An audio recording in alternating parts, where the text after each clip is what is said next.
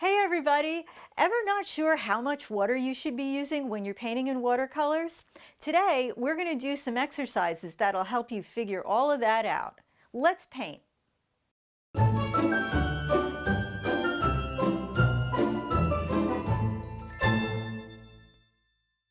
One of the things that a lot of people struggle with is figuring out how much water to use when they're working with watercolor.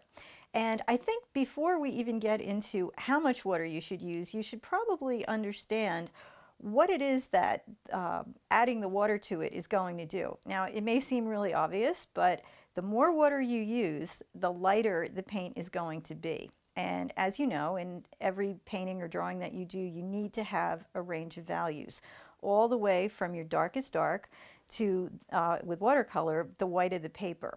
So let's take a look at that. Let's make a little value scale first, just so that there's a good understanding of it.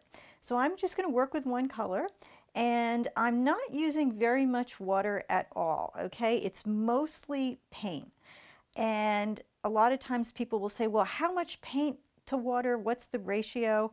And truthfully, it's just something that you sort of have to get a feel for as you work with it more frequently. But let's say that this is going to be my darkest value over here. I would say I'm probably using about a 50-50 mix of water to paint, but honestly, I just look at it and feel how it goes on the paper. Okay, so let's say that that's my darkest value, and I want to lighten that up a little bit. I'm going to just get a little bit more water on my brush, dip it into that bit of paint that I was using before, and I'm going to put that down right next to it. And you can see right away, it's okay if it runs, it'll just give us a nice transition. Because I added a little bit more water to it, it's going to start getting a little bit lighter as we go this way. Okay? I personally love working from dark to light. I know a lot of watercolor artists will only work from light to dark. I find it much easier to get my dark values established and then lighten things up, fill things in as I go. Okay, so we've got our darkest value, our next darkest. I just added a little bit more water to that bit of paint that I was working with, and here we go. You can see it starts to get more of a middle value, right? I'm going to just keep going with that. I'm going to add a little bit more water until we get about 5 values, and then we're going to just let the white of the paper be our lightest value. One thing that I have a tendency to do is I like to squeeze the water out of the brush with my fingers, and I know I get dirty hands that way, but by doing that I can also physically tell how much water there is in my brush. Okay, so I'm going to just rinse that off a little bit more and make one more very, very pale last light middle value. Okay, so we go all the way from our darkest dark through 1, 2, 3, 4, 5 values, and then the white of our paper is the lightest. Okay, so that's one way of controlling our darks and lights, by just adding a little bit more water as you go. If you start with the darker end of the spectrum, it's much easier to just keep adding water and getting lighter.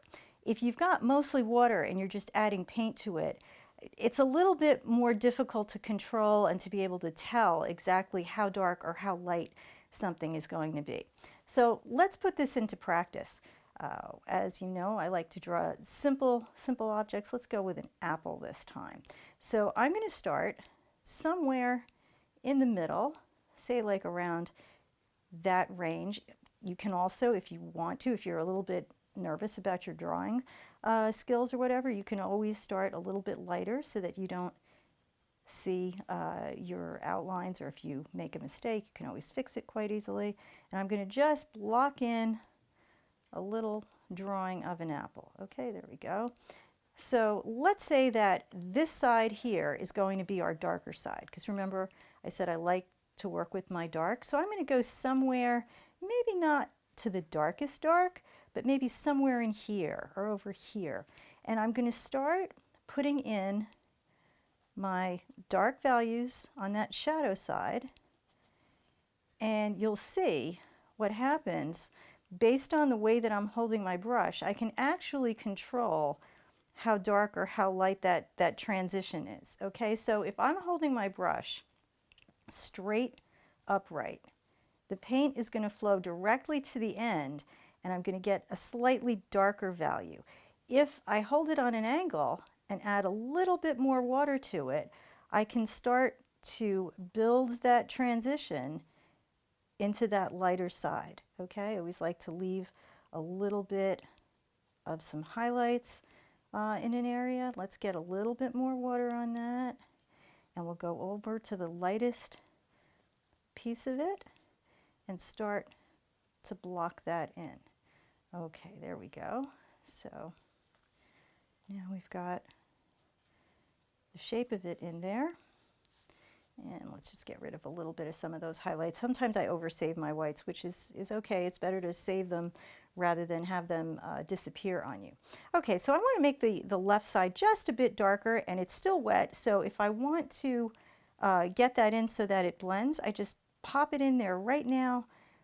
Just really, it's almost just pure paint, and I just let it sit there. And what happens is it just starts to bleed very naturally into the part that is still wet. You might get a little bit of a blossom, some running, but that's okay. It's perfectly fine. It just lets everyone know when they look at your painting that you were working with watercolor.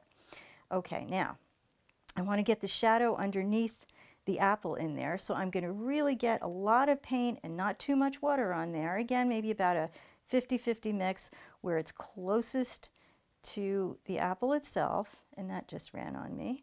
So I'm going to just rinse my brush off, and if I just make sure it doesn't have much water on it, I can just lift that right out while it's still wet. Try not to do any lifting once your paint is dry, because if you do, it'll start to get a scrubby, overworked look. If it's still wet, it's easy to just go in there and pick up some paint.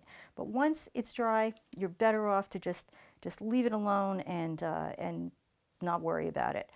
Okay, so let's get the shadow in there. As I'm moving away from it, I'm starting to just let there be a little bit more water and a little bit less paint. I always like it when the object just sort of melds right into the surface that it's sitting on. It just makes it look so grounded and sort of natural. Okay, now I really need for this part to be dry, okay? Because what is going to happen if I put wet paint on top of anything that's wet, it's going to run. This feels like it's pretty dry, so I'm using some paint that has hardly any water in it. You could even consider this sort of a dry brush sort of a technique. And I'm going to use that to just create the little stem that I want to put in there on the top, and that little well where it goes into the indentation there. And then the last thing that I want to do is just clean up that edge with a lot of really nice dark paint so that it stays nice and dark where it's closest to the object itself. So remember, get a range of values, typically about 5 will work really well. Start out up here with maybe about 50% water, 50% paint, and then just keep adding it as you go.